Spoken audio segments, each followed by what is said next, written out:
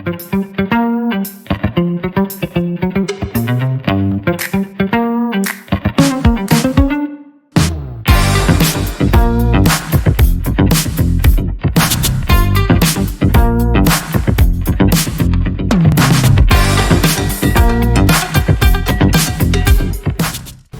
ladies and gentlemen, for our new episode of In the Vault, our Department of Treasury podcast series. I'm Jeff Cruere, pleased to welcome our State Treasurer, Dr. John Fleming. Dr. Fleming. Jeff. So in this episode, we're going to talk about an issue of great importance here in Louisiana, and that's the issue of carbon capture. This has really been quite a controversy around the state. Tell us more, Dr. Fleming.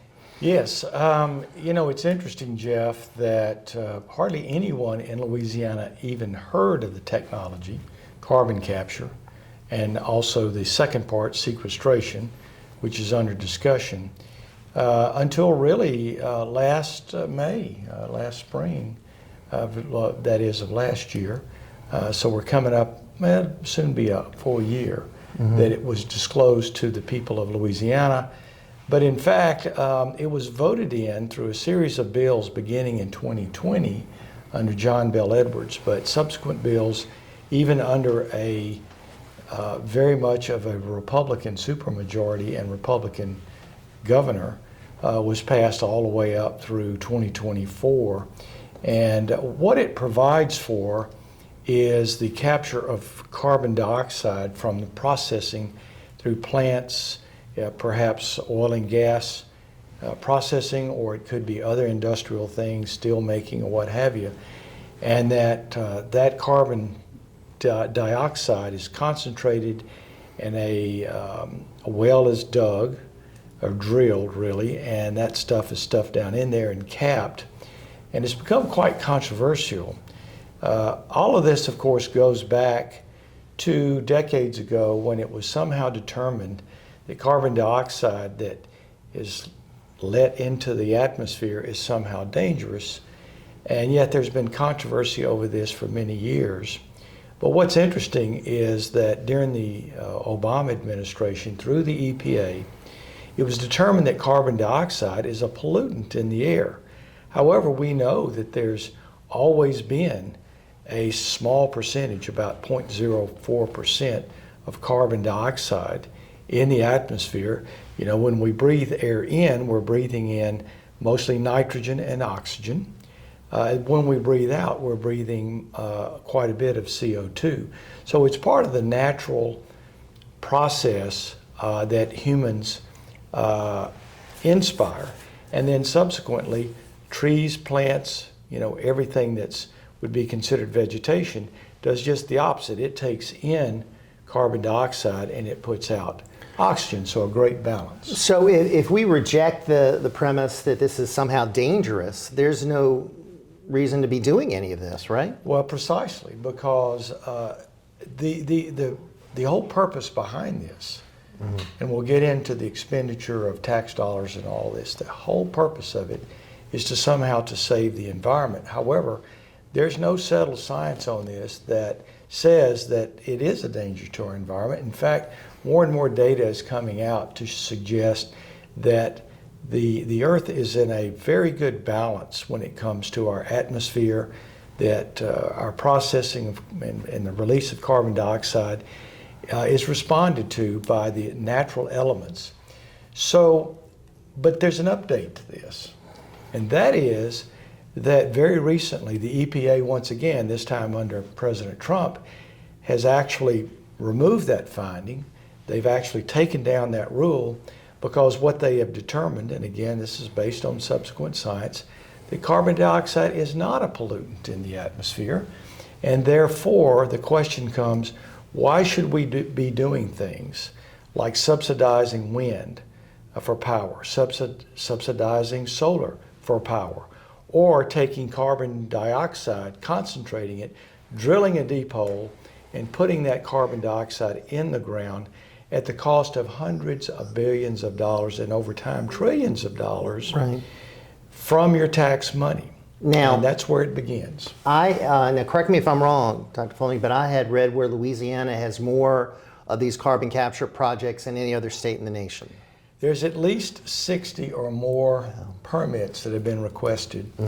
And the grand plan, as we understand it, is that half of all carbon sequestration or storage is planned for the entire country, is planned for Louisiana.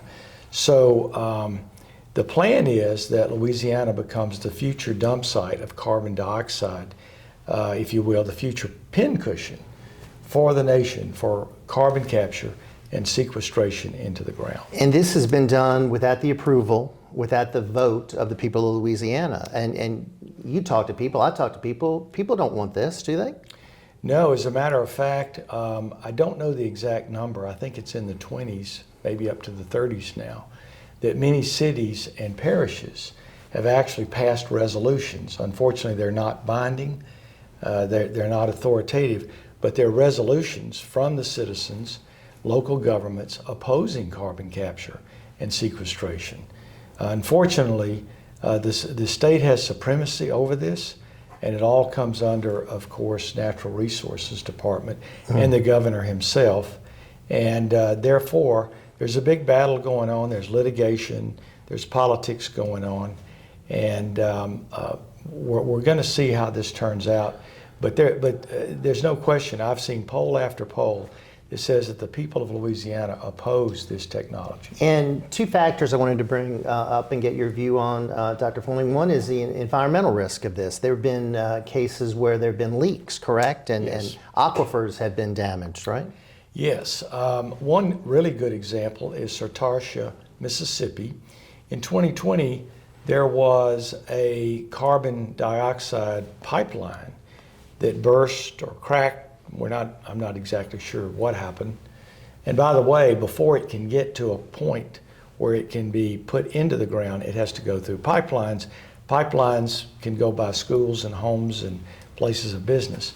But this one leaked, and the carbon dioxide moved rapidly along the ground in a cloud, and 45 people had to be taken to the hospital with convulsions, loss of consciousness, foaming at the mouth. Fortunately, no one died, but understand it can kill. There's no question it's a toxic gas if it's put under pressure. And the other thing is it will shut down a combustion engine. So emergency vehicles cannot drive through this cloud, and it will outrun you. It spreads very rapidly. It's not something that you can run away from when you see it. The other issue is eminent domain. Let's talk about that. Yes. In order to make this work, the state has passed a law that gives the power to private companies, both foreign and domestic, to take control of land that is owned by citizens of Louisiana. So in some cases, even without compensation, the carbon dioxide can be pipelined through your land or near your home or near your school. It can be put deep in the earth below you where it can leak up. It can get into an aquifer with the water table, any sort of water supply. You may ask, well, what's the problem with that? Well, once this stuff touches water, it develops something called carbonic acid. Carbonic acid is very corrosive, so if there's any kind of oil rig or oil well or something like that, it will erode the concrete and the metal around it, which then creates huge ecological problems there. But in any event, that water is no longer drinkable. It's not potable water any longer. And so you could literally ruin forever an aquifer, which means that you can't get water locally. You have to somehow ship that water in. So it's very important that everyone knows the danger to your water supply. And the other part of that is the carbonic acid will leach heavy metals out of rock formations in the earth, such as lead. And if that gets into your water supply, again, it's totally ruined forever. So this is a health issue, this is a property rights issue, Yes, this is an environmental issue. it is.